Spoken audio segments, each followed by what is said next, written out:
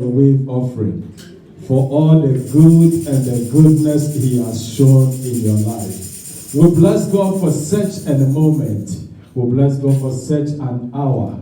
We are once more before Him, and we are continuing our series on maturity. Somebody say maturity. Maturity. In the mighty name of Jesus. Amen. Last week we spoke about maturity. What is not maturity? Today we are going to talk about spiritual growth, the process leading you to maturity, in the mighty name of Jesus. Amen. Hallelujah. Amen. We bless our General Overseer, Dr. Emmanuel Boche, all the way Ghana, and all the apostles. We say, may God bless you. I also bless you for being here today, in Jesus' mighty name. One of the greatest problems in the world and in the church is the issue of immaturity. One of the greatest problems. Especially in the church, the immature decisions and choices we make, the immature talk and conduct has caused the church a great deal. Immature pastors, prophets, teachers, tearing families apart with their inconclusive prophecies, teachings, whilst other believers are pushing and putting off even the unbelievers from the church, away from the church, by virtue of our immaturity. The things we do, the things we say, the way we act, the way we look, has even put some people away from the church. But I thank God today that somebody is here today to learn of maturity. I bless God that somebody is here today to learn how to be what? Matured in the mighty name of Jesus. Amen. Paul said something in the book of 1 Corinthians chapter 3. Says, wherever you see envy, you see strife, you see divisions, then there is what? Immaturity being the dominant what? Trait. So if you are in the household or if you are in the church and immaturity is there, you see divisions. This one don't talk to that one don't speak to that one. You see strife, you see contentions. Then immaturity has what? Dominated the church. But I thank God that mine has not been. This church is not dominated by immaturity. In the mighty name of Jesus. Beloved, when we speak of maturity, it has nothing to do with age. Age doesn't have anything to do with maturity. Maturity doesn't have anything to do with appearance. Neither has maturity got anything to do with achievement. I will come back to this. Being old doesn't mean you are matured. I have seen 60, 70 years old infant babies. Infant babies. So it doesn't mean your age corresponds to your maturity. Maturity is the amount of growth, the amount of God and the closeness you have in you, not on the outside. Therefore, some people appear very holy. Some people appear very matured. But when situation comes, you can tell this one is immature. So maturity hasn't got anything to do with appearance. There are people, they appear very wise. So the moment they speak, you realize no. So appearance has nothing to do with what? Maturity. And when I talk of achievement, there are people with all sorts of degrees, but then they haven't got a simple common sense. There are people who are very clever or brainy, so they can achieve any qualification, but they have not matured in that sense. So they have all the degrees. Some have been to the Bible school, some have got degrees in all the theologies, but yet they are not matured, because that which comes out of them is babyish. Paul said, when I grow, I put all childish things what? Aside. So maturity hasn't got anything to do with what? Achievement, in the mighty name of Jesus. But your conduct, maturity deals with the conduct based on your character. Maturity deals with your conduct based on your character. Therefore, Peter said in the book of 1 Peter chapter 2 verse 2, it says, therefore desire the sincere milk of the word. Therefore desire the pure milk of the word. That is 1 Peter 2:2. So Peter was speaking to them and he says, desire, yearn, Crave, be thirsty for the sincere word, so that you will grow therefore. Somebody say, therefore you will grow. Therefore you will grow. As a newborn babes, desire the sincere milk of the word, that ye may what? Grow. So without the sincere word of the sincere milk of the word, you will not grow. There are many churches, they are not teaching what they meant to be teach, or what is meant to be taught. They are not doing the right thing. There are other places false teachers are taking over. But thanks be to God, He has given us the grace to make the word very simple to you. And therefore you will grow in the mighty name of Jesus, because you are getting the sincere milk of the word. Therefore growth is inevitable in the mighty name of Jesus. The process of maturity or process of maturing is what, as a believer, is what? The spiritual growth. It is the process itself. And maturity is the process of becoming more like what? Christ. So growth itself is when you want to get to maturity. And the maturity is at that state where you are, or you are becoming more of Christ. Hallelujah. Let me take it one more time. Spiritual growth is the process of becoming what? Matured. And when you have matured and becoming more like Christ, that is what? Maturity. When I talk of maturity, it doesn't end there. There are some cheese, if you go, they say this has matured 2 years, 3 years. The more mature they become, the more better they become. So as a believer, once you get to the maturity stage, it doesn't stop there. It keeps on going till you leave this earth. But now today we're talking about getting to the maturity stage. Hallelujah. Getting to the maturity stage. So there is something you ought to do in order to get you to that level. Then you grow from there. In the mighty name of Jesus. Having received your salvation, having been given faith, one ought to grow in your faith. In the mighty name of Jesus. Let me set this example in the book of James, chapter 5, verse 7 to 8. James 5, 7 to 8. Talking about when the farmer has planted. If a farmer plants, so I'm reading James 5, 7 and 8. Therefore be patient, brethren, until the coming of the Lord. See how the farmer waits for the precious fruit of the earth, waiting patiently for it until it receives the early and the latter rain. You also be patient, establish your heart, for the coming of the Lord is at hand. Amen. So I am making this illustration same as James. James was talking to the believers, and he was telling them they should be patient as the farmer. When a farmer plants, before he plants, he digs the ground. He prepares the ground. Once he prepares the ground, he plants. Once he plants, he prunes. There are some branches which are not good, he prunes. Once he prunes, he continues to fertilize them, water them, and wait for the fruit. Therefore, you as a believer, there is some digging in your life. For you to go to that state, there are some things you have to take out of your life. When I talk of pruning, there are some habits. You have to prune them. There are some people in your life, you have to pluck them off your life. For you to grow to be a mature believer, there are some attitude and behaviors you have to take away.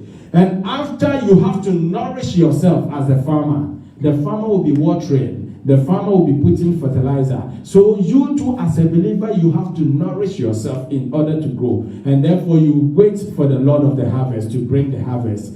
Patience is a key factor in maturity. No one matures overnight.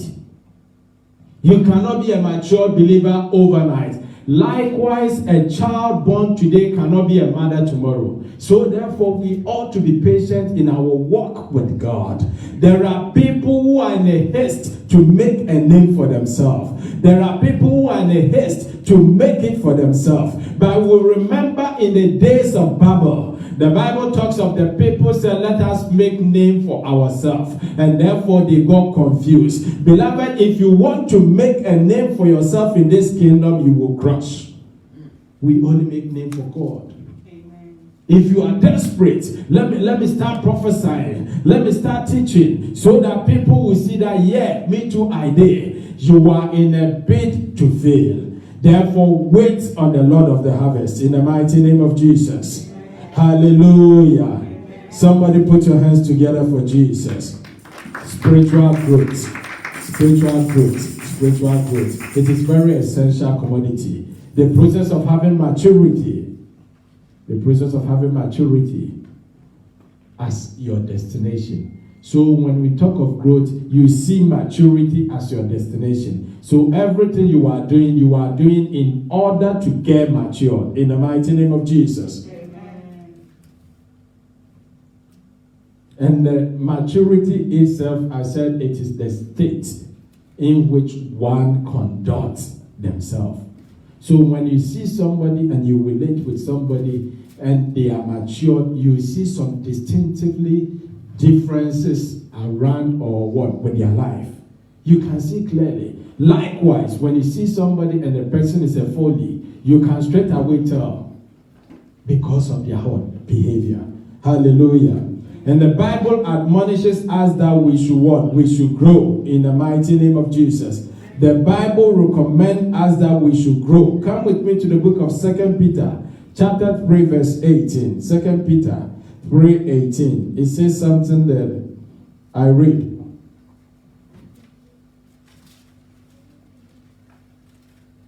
But grow in the grace and the knowledge of our Lord and Savior Jesus Christ. Grow. It is forbidden for you not to grow. Anything that does not grow does not have life. Anything that does not have life is dead. And if a farmer comes to his farm, any dead branch or tree, he will cut away. Therefore, if you refuse to grow as a child of God, and you know that you are already missing the crowns which we have mentioned last month. Hallelujah. So how to grow spiritually? That is my emphasis for the day.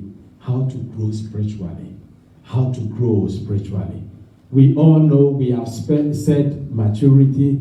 We are talking about maturity, but how do we grow? Take me to the book of 2 Peter 1. The book of 2 Peter chapter 1.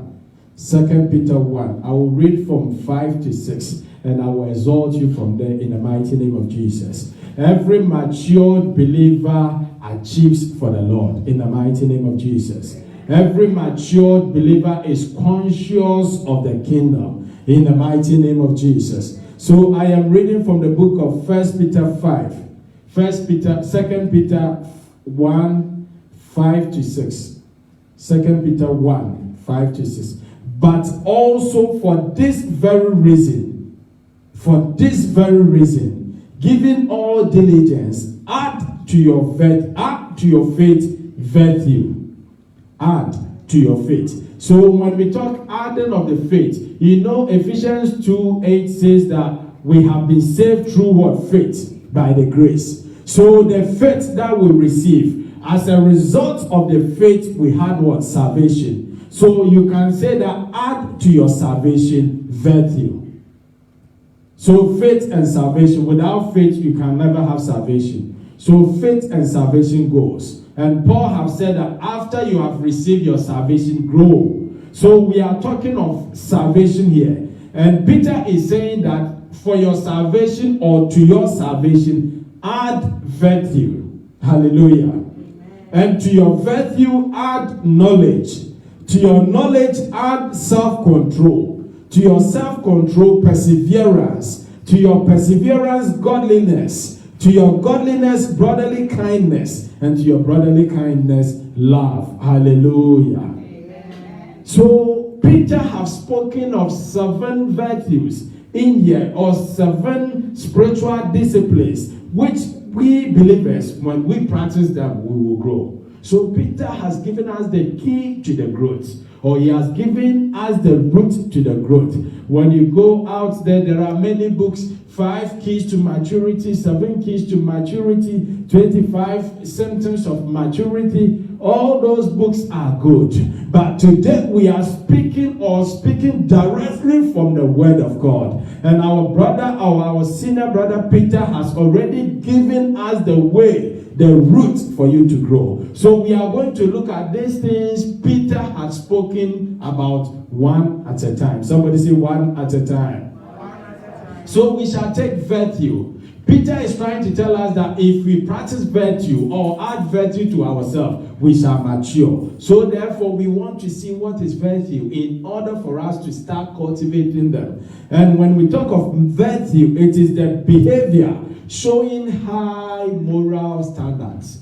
A behavior which depicts high moral standards or moral excellency or goodness. So any good behavior, good attitude. Peter is trying to tell us that apart from our faith, apart from our salvation, we should have these virtues.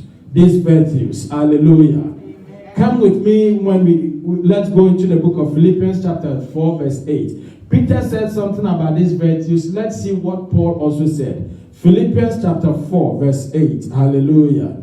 Philippians 4 verse 8. Finally, brethren, whatsoever things are true, whatsoever things are honest, whatsoever things are just, whatsoever things are pure, whatsoever things are lovely, whatsoever things of good report, if there be any virtue and if there be any praise, think about these things. So Peter told us about the virtue, but our brother Paul is also pointing out the virtues Peter was talking about. And you as a child of God, if you begin to cultivate these virtues, Paul was talking about truth. He says, whatsoever is true, whatever is true, beloved, we meaning truth should be our what? Our anchor. Amen. There are people they can lie.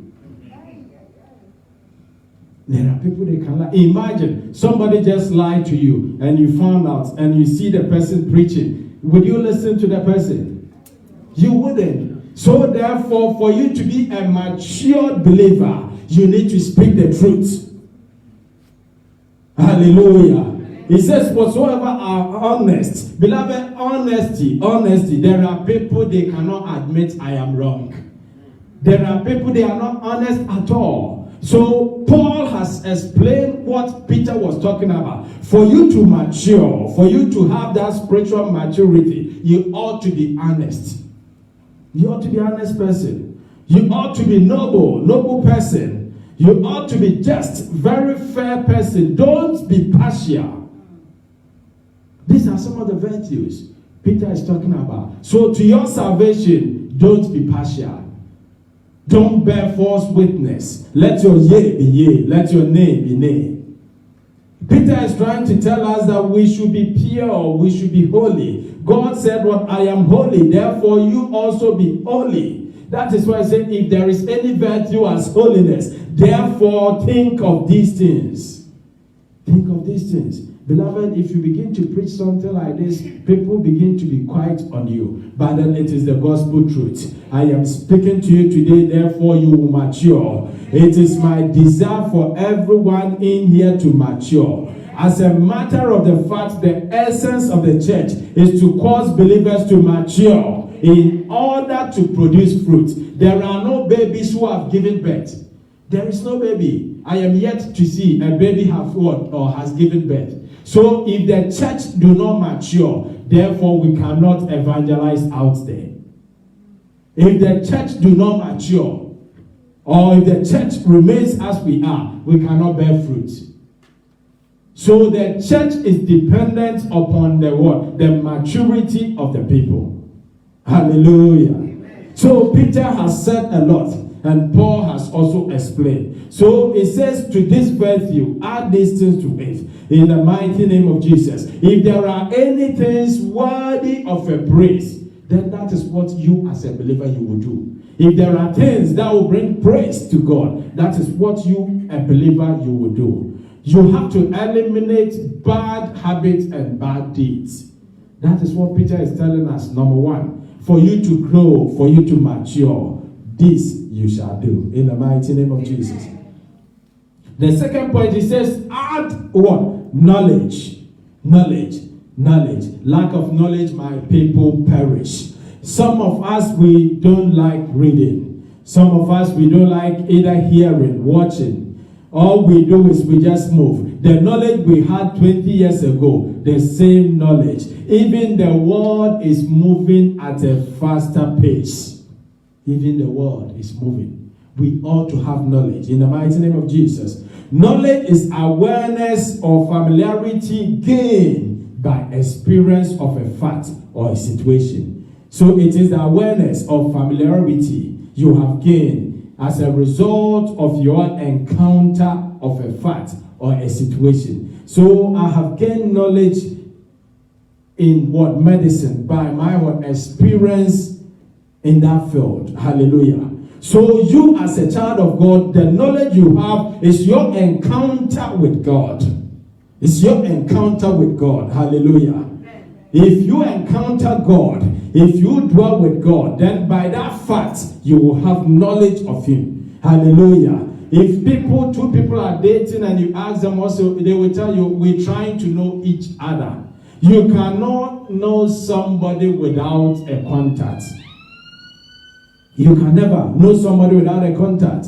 Likewise, you cannot mature without salvation. Unless you encounter Christ, you cannot mature as a believer. You cannot grow as a believer. You will not be a believer in the first place. Paul did say something in the book of Philippians chapter 3 verse 10. He says, that I may know Him. Paul was determined to know Christ. And remember, Paul had an encounter on the route of Damascus. So there was a contact. And thereafter, Paul was determined to know Him. Beloved, if you see somebody and you are interested, you want to know the person. You want to have a knowledge of the person. So you want to speak to the person, call the person, talk to the person. But here we are, we call ourselves believers, yet we make minimum contact. We make minimum contact. How do you know someone? Contact and you develop relationship. Hallelujah. So after salvation, which is your contact, when you meet Christ, you accept Christ. That is the contact. The first point is the word. Somebody say the word. You will know God through His word. You will have knowledge from the word. You will have knowledge in the word. Hallelujah. So your first point of call is the word. Somebody say the word. Without the word, you cannot know Christ. Without the word, you cannot what? Know Christ. The book of Joshua 1 verse 8 says something. The book of Joshua. This book of the law shall not depart from your mouth, but you shall meditate in it day and night, and that you will observe to do according to that which is written in it. For then you will make your way prosperous, and then you will have good success. So from then your way prosperous. From then you mature and begin to bear fruit. Bearing fruit to God is a successful business. Winning soul to God is a successful business. So Joshua is saying that after we have what? Meditate, after we have done what is in the book, therefore we shall mature. And when we mature, we will bear fruit. That is the success the Bible is talking of. But you see other believers interpreting it their own way. That will have good success. The success only comes when you have matured. Maturity will only bring the success you are looking for. Therefore, I speak to somebody that grow in the mighty name of Jesus. I speak to somebody listening to me this afternoon, grow in the mighty name of Jesus. That you may have good what? Success in the mighty name of Jesus. So the word, there are a few things you do with the word. Reading the word. Reading the word and studying of the word. Reading and studying are not the same. Don't get confused. You can read something without studying. And I know most of the people in the church, they read the Bible, they don't study the Bible. Reading and studying is not the same. Memorizing is committing it into your memory. You try to commit something into your memory, so you have it with you. Meditating upon the word, that is having the word on your thought, having the word on your foresight, looking at the word at all times. So you are meditating, thinking about the word at all times. The Bible says day and night. Hallelujah. If you want to grow, these are the things you ought to do. Observing. When we say observing, I'm not talking about observation, just having a look. Observing is doing that which is written in, or doing what the Bible says. James says in the book of James chapter 1:22, be ye the doer of the word and not the hearer only, thereby what? Deceiving yourself. I speak to somebody that be the doer of the word. Be the doer of the word, and you will grow in the mighty name of Jesus. Beloved, it is very simple. It is like you buying a manual to build your six packs. If you read a manual and you don't do the exercise, the six packs will not appear. Are you catching the analysis? So some of us, we have read the manual, we haven't done the exercise, so we are not growing. But today the Bible is admonishing you to do what is written there. Do what has been written in the mighty name of Jesus. And when you have done what is written in there, the growth will come. And when the growth has come, you will begin to teach others. How happy are you to learn a new trick? And you say, oh yeah, do you know what I've just learned? Let me teach you. Let me teach you. But because we haven't learned anything, we don't have anything to teach. Beloved, and unless you learn and you teach, you have not succeeded. Until you get to the point of teaching the word, you have not matured. And when I say teaching the word, speaking the word, that doesn't mean mounting the pulpit, organizing a crusade. There shall be one or two. That is why the Bible says, wherever one or two or three have gathered in my name, I, God, I shall be there. You can start from where you are. You can start from your workplace. Start with your siblings. Start with your friends. Begin to teach the word. Beloved, when you learn the word, you cannot contain the word within you. John said it is like fire burning in my bones. I am so excited when God gives me revelation and I am sharing. Because I can't keep it. You will share, you will speak. But because you haven't learned anything, you don't have anything to learn. Anything to teach. When Jesus was sending us out in the book of Matthew 28, the book of Matthew 28, the 20 says, and teaching them. And what? Teaching them. So it is a commandment for you to teach. But you can only teach when you have graduated. You can only teach when you have what? Matured. There is no a beginner who is what? Teaching. No, you can't. You don't know. But you have to study. When you study, you know. Then you begin to teach others. So until you mature, you cannot fulfill the commandment of God. It's the same. Babies don't give birth. It's the same. A seedling will not bear fruit until it has grown to be a matured what? Tree. Hallelujah. I am speaking to somebody this afternoon. Don't give up on me in the mighty name of Jesus. Let God touch your heart. Bring a change for that transformation to appear. In the mighty name of Jesus. The second point with the knowledge, knowing Him, is by prayer. By prayer. When we go to study the word of God, God speaks to us. And in prayer, we talk to God. We bring our supplication, we bring our requests, we bring our desires, we bring our thanksgiving. We speak to God in prayer, whereas the word speaks to us. Hallelujah. And in prayer, we gain revelation and we get power from God. Amen. So if you are a child of God and you are powerless, you are not praying because you are not having an encounter. It's like anytime you visit your mom or dad, he gives you money. So as far as you stay away, not going to your parents, you are skint in your pocket. Are you catching the revelation? So anytime you go before God in prayer, you are nourished. Anytime you go before God in prayer, you are empowered. Hallelujah. So prayer is also a key in knowing God. Hallelujah. And the last one is worship, which is the relationship. When we worship God, He reveals Himself.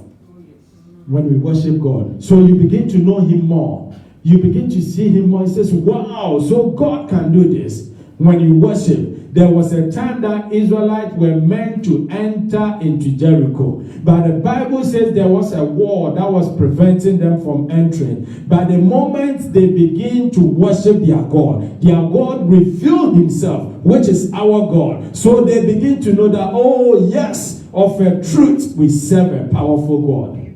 They didn't know God before as such that he can bring a wall down. But when they worship him, his power was revealed. So the moment you worship God, he reveals his power. And you begin to know him better. Wow. Such a mighty God. Hallelujah. Hallelujah. May the Lord God have mercy upon us so that we will grow in this our walk in the mighty name of Jesus. In the mighty name of Jesus. Spiritual growth. Spiritual growth. Tell your neighbor spiritual growth. We are talking about how to grow. How to grow. And I want you to take this very seriously because you ought to grow. If you don't grow, you become baby forever. And babies are always fed. Babies are always what? Looked after. You ought to grow and to baby somebody. Hallelujah. The next point I will talk about is self-control. If you want to grow, you have to mature. You need to practice self-control. There are some people, if you touch them, they will touch you back. If you say, they will say it back. But Jesus said, well, if they desire to go a mile with you, go extra with them. If they take your shirt, give them the coat. If they slap one side, give them the another. There are many believers these days, this is not part of their scriptures. And self-control is a spiritual fruit, which is in Galatians 5:23. And I have said that there is no seedling, there is no baby tree which has bear fruit. There is no baby which has what? Bear fruit or born a fruit. Are we catching it? So unless you grow, you cannot bear fruit. And self-control is the fruit of the Spirit. So until you have matured, you cannot get to that stage. So you have to start what? Practicing self-control for you to get to the maturity. Then you will exhibit this self-control. Hallelujah. It is the ability of oneself, in particular, one's emotions, one's lust, their desire, their anger, especially when they are under stress or pressure. How do you conduct yourself when you're upset?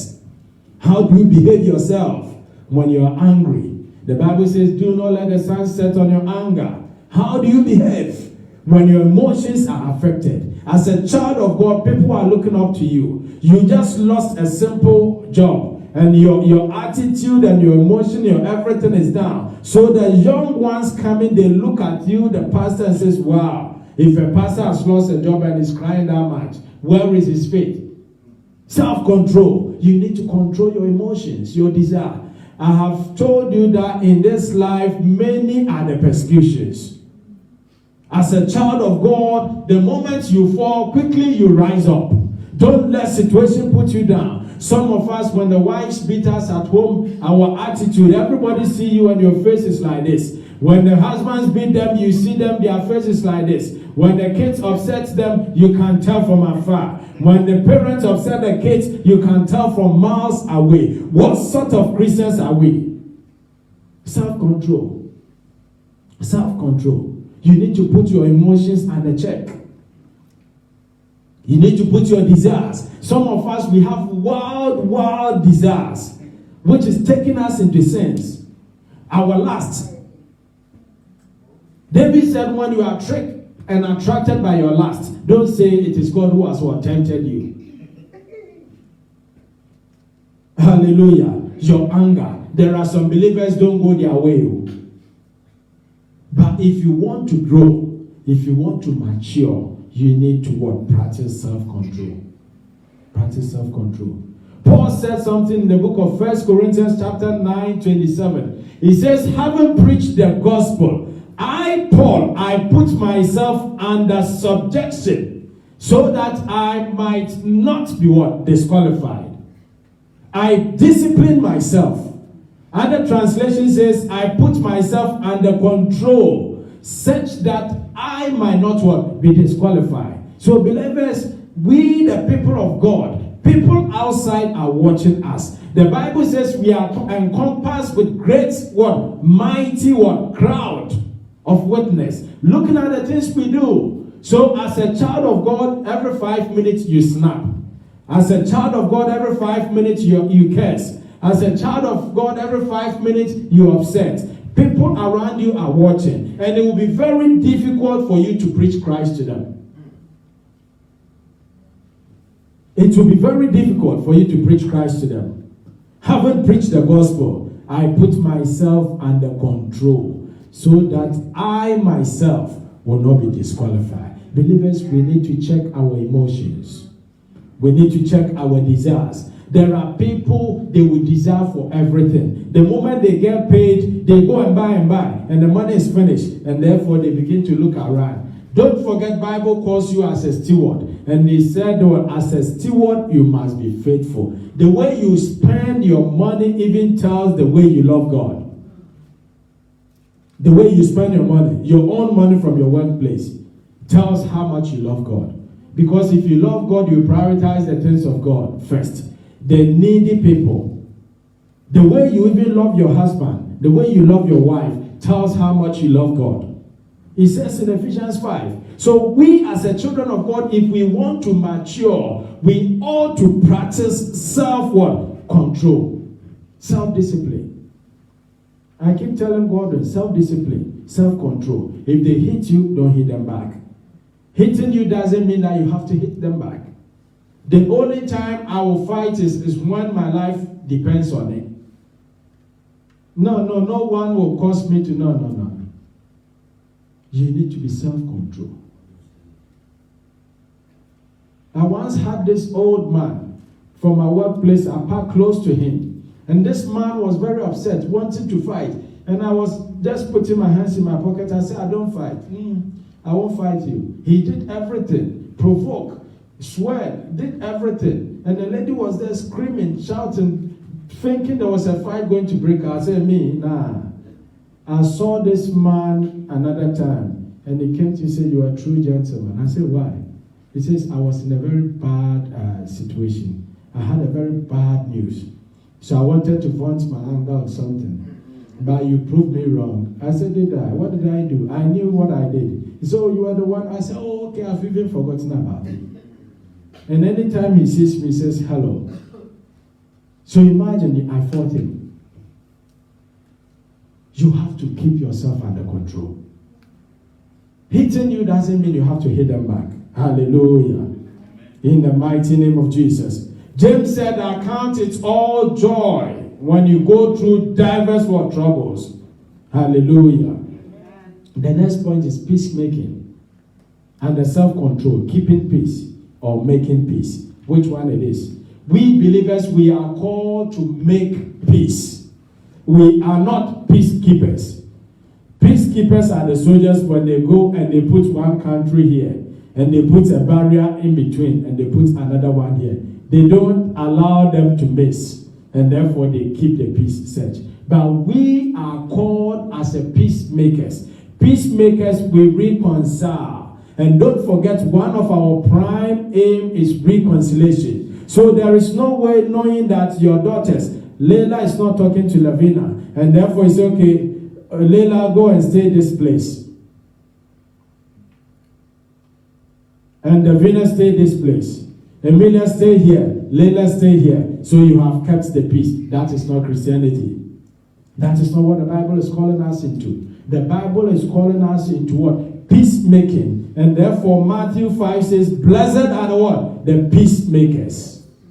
Blessed are the peacemakers. Matthew 5, the 9 tells you, blessed are the peacemakers, not the peace keepers. So if you are a child of God, people are watching you. The things you do, somebody offends you, the Bible says, go and make peace with them. All these things lead to maturity. If you begin to cultivate these things, you begin to do these things, you will get to the point or the state of maturity, you will not think about it. You just do them. You just do them because you've matured. Don't forget the Bible says, train the child the way to grow, and when they grow, they will not what? Depart from them. So these are things, when you begin to do them, it becomes part and parcel of you. Because the Holy Spirit will always remind you, give you the grace in the mighty name of Jesus. I am reading from Matthew chapter 5, verse 9. It's very beautiful. It says, "Blessed are the peacemakers, for they shall be called the sons of God." So every peacekeeper is not a son of God or a child of God. "Blessed are those who are persecuted for the righteousness' sake." Beloved, there are times that people will persecute you. There are times that people will talk bad about you. There are times people will say things which you have not done. But if you are a child of God, you have to put yourself under subjection. If you say stuff about me, I don't care. The only person I am worried about is God out there. Don't follow the distraction men throw your way. Focus on God. Focus on God. It says, "For blessed are those who are persecuted for righteousness' sake, for theirs is the kingdom of heaven." 11.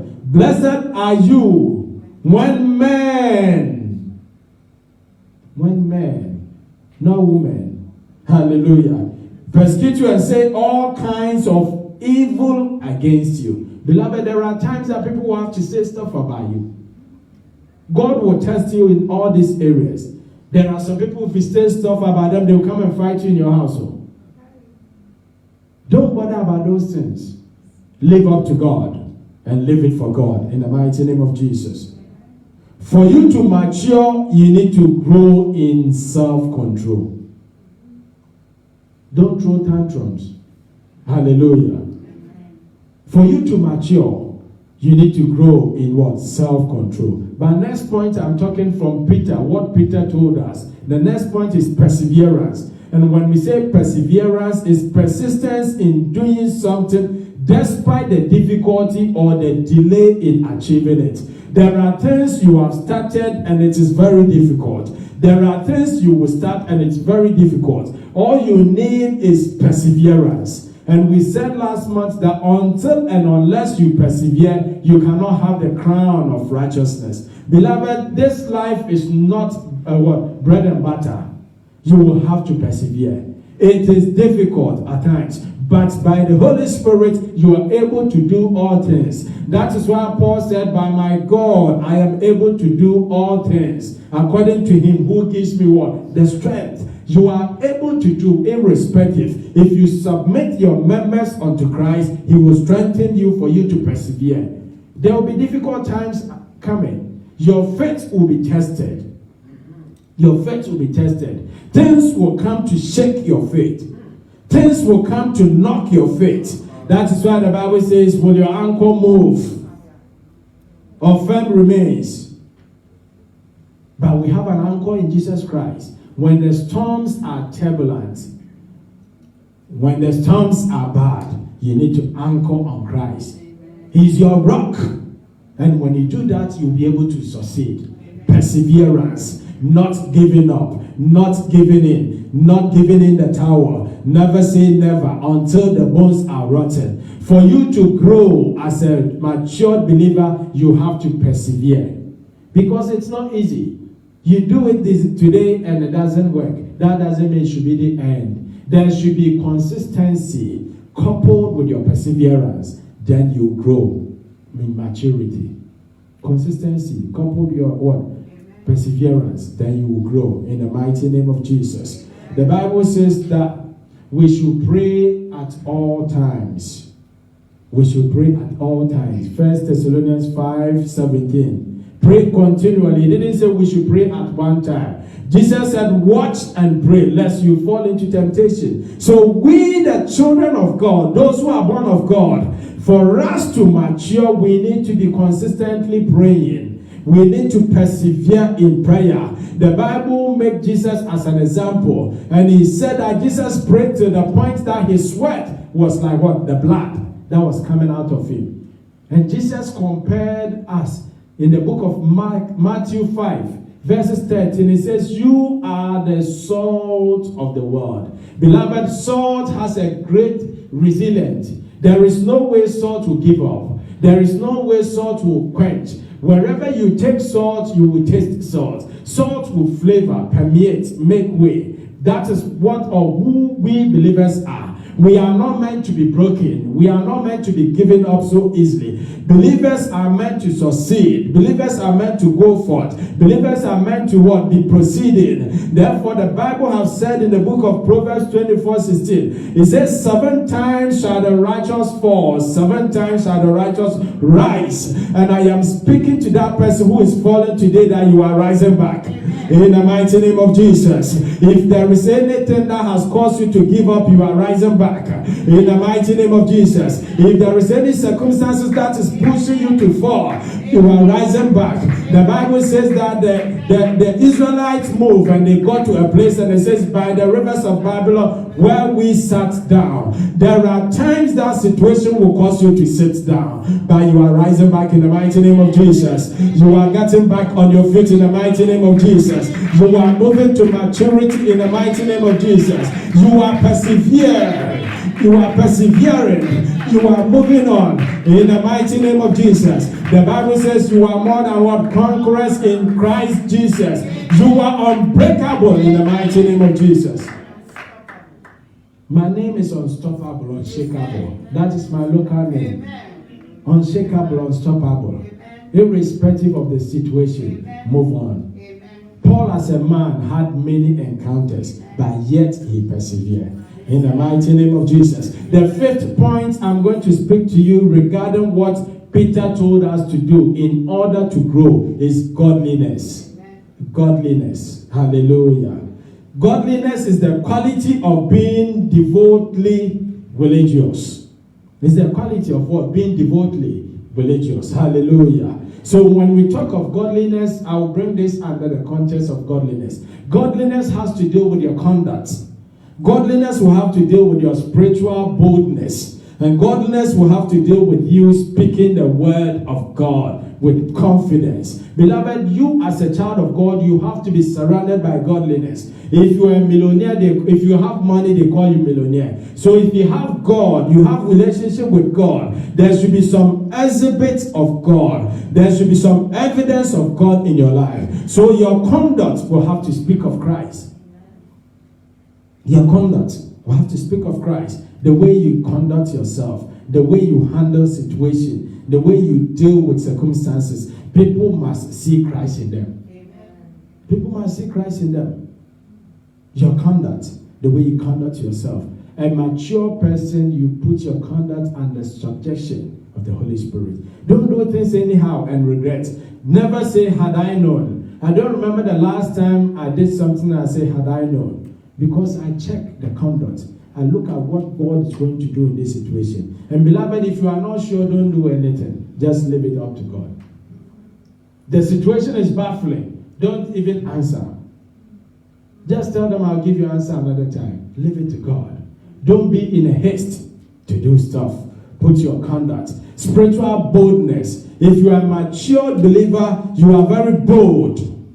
We remember in the book of Acts chapter 28, we saw the boldness of what? Paul. We saw the things which Paul did. We saw the things which Paul what? Exhibited as a what?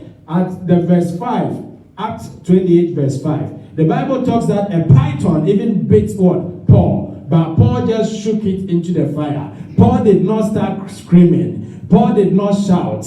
Paul did not cry. All he did, he was confident of his God. So he shook it into the fire. And it says, and he shook off the beast into the fire and felt no harm because of his confidence, his boldness. Beloved, a mature believer, you see the little signs of Satan and you are screaming. No, he will overpower you. The Bible says that he rose like a lion. He's not a lion. He rose like a lion. So if you heard the sound and you begin to be afraid, even a cat will look like a lion for you. A mature believer. You see little demon in your house and you are already running. What do you want your children to do? And you have been bringing these children all your life to church. And little demon, you are screaming. What do you want them to do?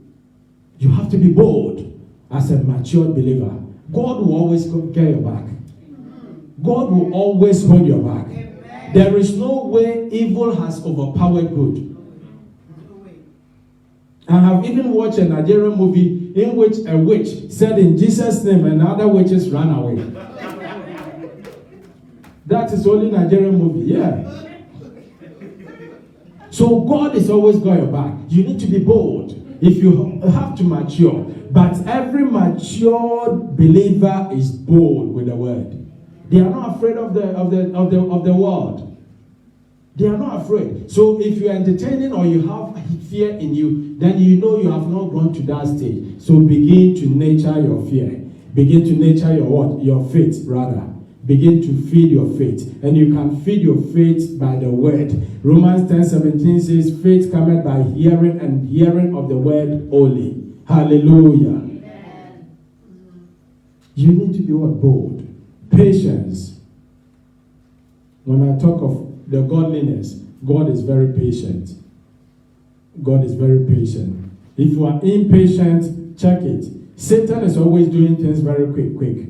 As a matured believer, you have to be very patient. You've seen this sister in a way. Maybe, okay, let me give you time and pray about it. Don't see one thing and begin to back. It might not be so. Sometimes truth and lies are alike.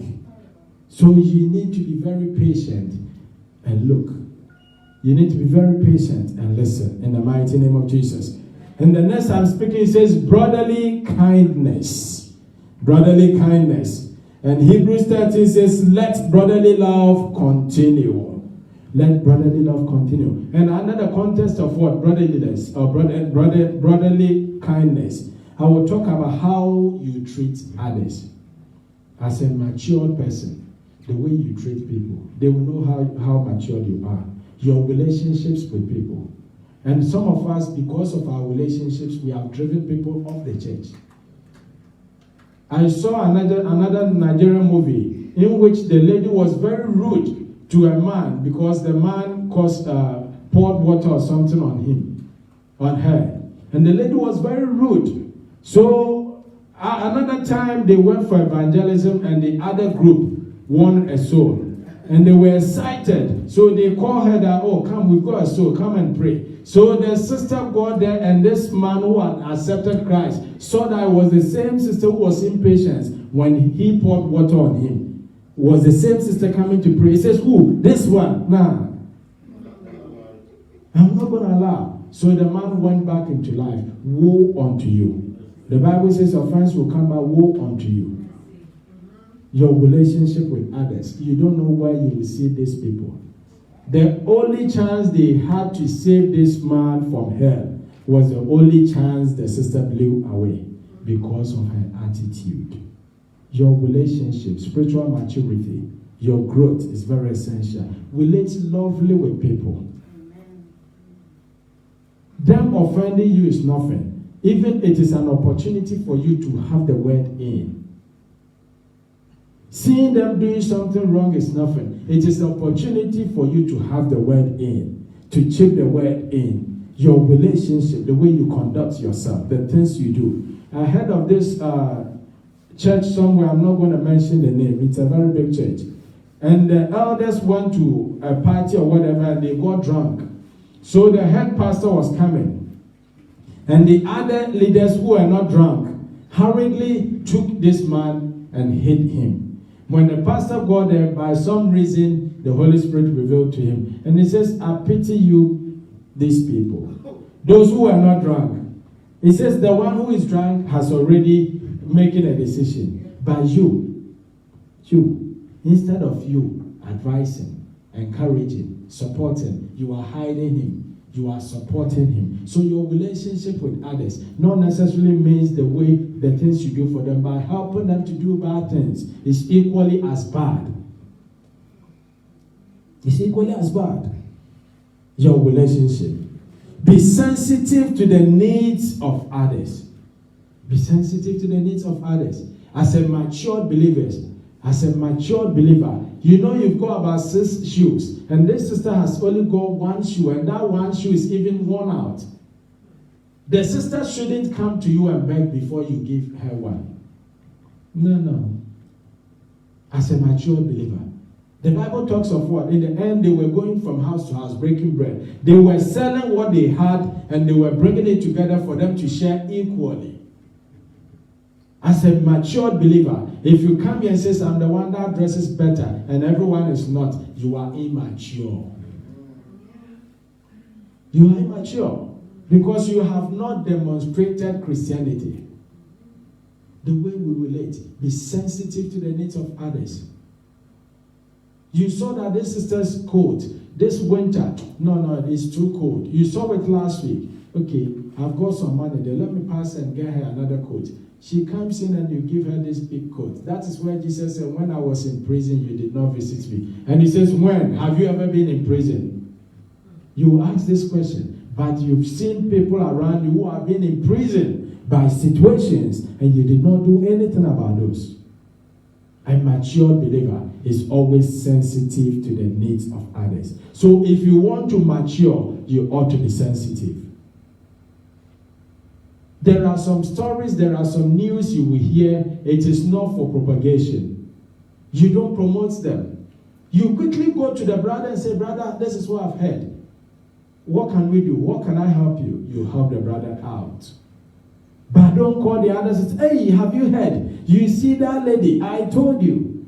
And what do you gain? What is your benefit? What is your gain? Be a matured believer and be sensitive to the needs of others. The Bible says in 1 John chapter 3:17, it says, he who has the needs or he who has the goods of this earth and do not give to his brother and tell his brother, go and come tomorrow, therefore God will deal with you.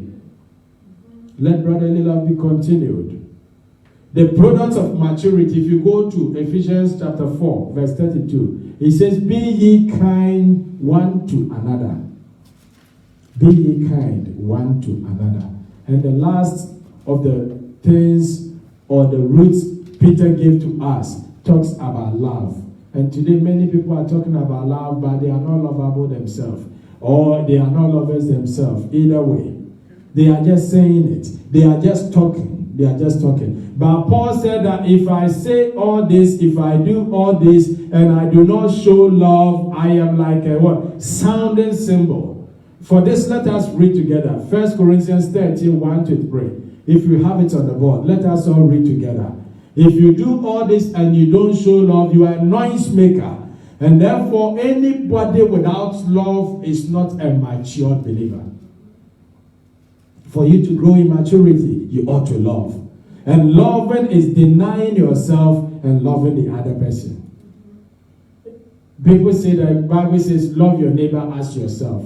But if you love yourself too much, you cannot love your neighbor. So you should be able to put yourself down in order to help your neighbor. Philip said, I love myself least, but I think of myself least. Hallelujah.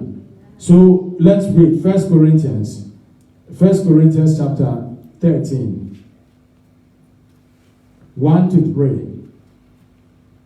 Though I speak with tongues of men and angels, but have not love. Beloved, some of us, we have big tongues. So we have big tongues. So Paul here is talking about tongues as in spiritual language and tongues, different languages. There are people who are very multilingual. There are people too, they speak many languages by the grace of the Holy Spirit. They speak tongues, interpretation of the Holy Spirit. And I do not have love. But have not love, I have become like a sounding brass or clanging cymbals. And though I have the gift of prophecy, and I understand all mysteries and all knowledge, and though I have all faith, so that I could move or remove mountains, but not have love, I am nothing. I am nothing. Let's read it. And though I bestow all my goods to feed the poor. So there are people who can even give to you, but not enough. There are people who do deeds, but not in love. They do those things to either to depict how poor you are. So they will say, okay, you see that sister in the church. And I've been telling you she's very poor. Let's see, let me get her this present and see if she will take it. You bring in this, oh, I've been praying about all this. They move away and say, I told you she's poor. So it wasn't done in love. So not every gesture is backed by love. Paul is saying that though I bestow all I have, he gives all that he has. And without love, it is nothing. We need to cultivate love. We need to mature in love. You don't have to struggle to love somebody. They are hurting you and yet you are giving it. Let people call you names. Let people call you names. For you to love, beloved, you become vulnerable when you are loving somebody or you love somebody. Because love is giving. Love is giving. And whenever you are giving, you are very vulnerable because you are just going. So they can just punch you. That is why most of us, we feel hurt. This guy, I love him so much, but he breaks my heart. Yet, because you love and you are giving, there is always the tendency for you to be hurt. But that doesn't mean you have to stop. Galatians 6 says that do not be weary in doing good, for in due season you shall reap. In due season you shall reap. You need to love each other. Let there be love shed among us. Let love be seen. It is that which will bring people to the kingdom. Jesus Christ died mainly because of the love he has for you. He says, whilst we are still sinning, Christ died for us. So not that we have even stopped sinning. No. Whilst we were still doing, he was still dying for us. And that was exemplified when he was on the cross, about to be crucified. The thief said, if you are what? If they are son of God. So he was still sinning. If I were Jesus, I would have said, die. Release me. Then I will go. I will stop. I will not die. But he continued. He didn't look at what the man said. Most of us, when we are loving, the slightest we are hurt, we are immatured. It is immaturity. The other day I told a couple, oh, the love is not there. I say you didn't love him in the first place. Forget it. He says, no, we're in love. I say, no, you didn't love. True love never dies. The Bible says, whilst we were still sinning.